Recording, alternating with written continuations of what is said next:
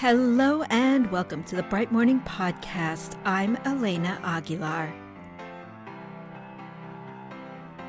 All right, friends, we've got a couple of episodes coming up for you about leading teams. And these are actually going to be a fun peek behind the Bright Morning curtain. I'm going to tell you a bit about how I lead our team and think about our meetings.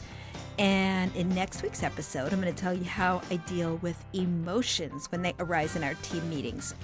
If team meetings is something you want to learn more about, then I'm going to encourage you to join our upcoming Art of Coaching Teams workshop. And you can find out more information about that workshop in the show notes. So before we get into today's episode, I do want to shout out a friend of the show, Laura C. Thank you for your support, and anyone else who is interested in being a friend of the show, go to the show notes where you will find information about how to do that. Okay, so today I am focusing on purpose and how I determine purpose for our team meetings. If you have read the PD book, then you know that purpose is primary. That's why it's the first chapter in that book. Purpose drives everything. So when I bring people together, whether that's for a meeting or a PD session or a check-in conversation, I make sure that I'm really clear on the purpose for that coming together. And then I also make sure that the other person or people are also really sure about the purpose for coming together. One of our biggest complaints about meetings or things is when it feels like, what was the point of that? That was a waste of time. Why did we even have to get together for that?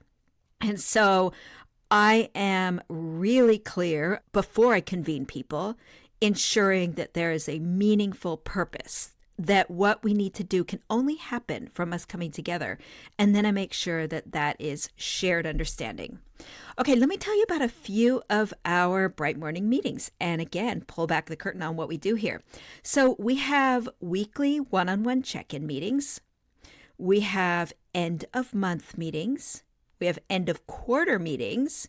And we have presenter team meetings. Purpose drives why we convene, how long we convene for, what we talk about, and how we structure the time. So I'm just going to tell you a little bit about the first ones. I'll tell you a bit more about the presenter team meetings because those also may have more parallel to meetings that you facilitate.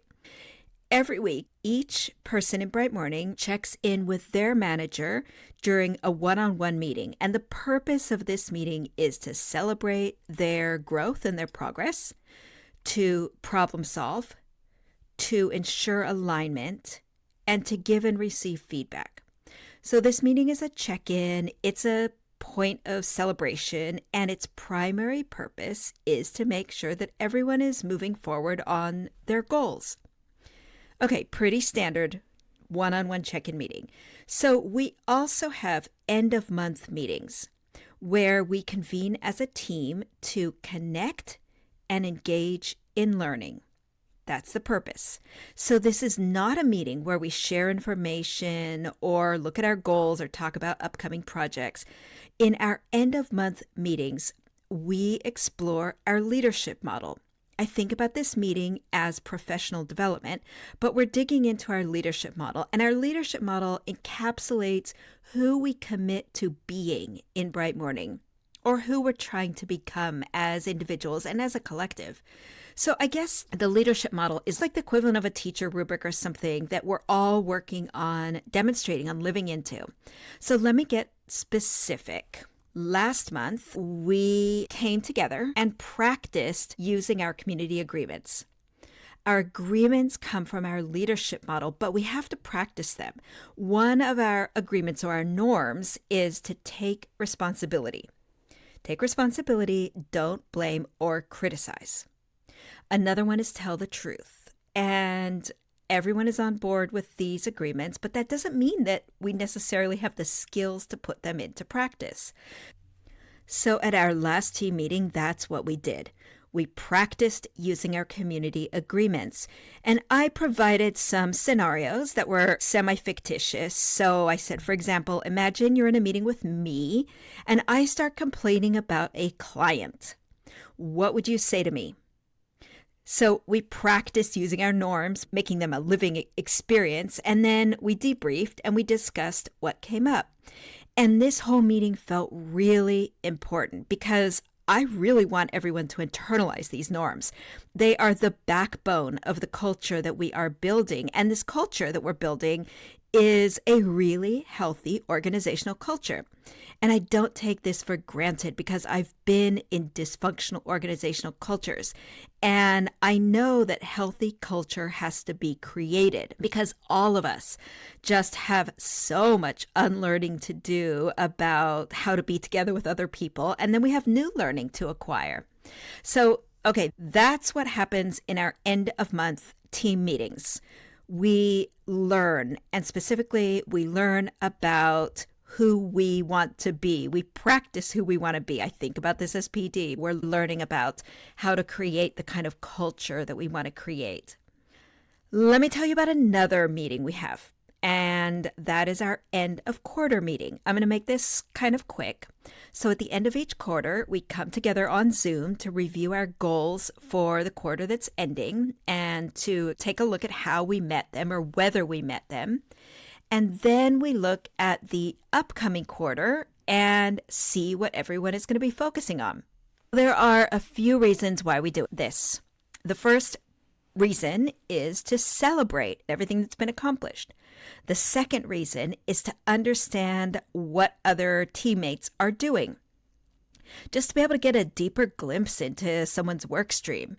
And then the third reason is to identify opportunities to support each other or to maximize what we're doing. And that can be the starting point for a conversation or an exploration about how to more deeply tighten and align our work. Okay, so that's the end of quarter meeting, and the purpose of that is to share information and celebrate. I want to tell you about our presenter team meetings.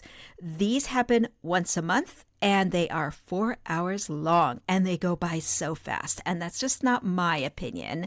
The people who attend these meetings also say the same thing. So you may know that Bright Morning has 5 presenters who deliver our workshops. And our presenters are absolutely fantastic. And like everyone, myself included, we all need and deserve time to refine our skills. So the purpose of presenter team meetings is to hone skills. So we don't deal with businessy things. For that, we use our Slack channel. In presenter team meetings, we practice facilitation, we practice coaching, we practice responding to the questions that we get in workshops, we explore new ideas, acquire new knowledge, and we practice. So at our last presenter team meeting, we practiced the legacy conversation, which is a coaching conversation that we teach in Coaching for Equity. And our presenters already do a fantastic job with this conversation, but I wanted to dig into it a little bit more, into some of the nuances and I guess maybe what could be considered like the advanced skills in Coaching for Equity.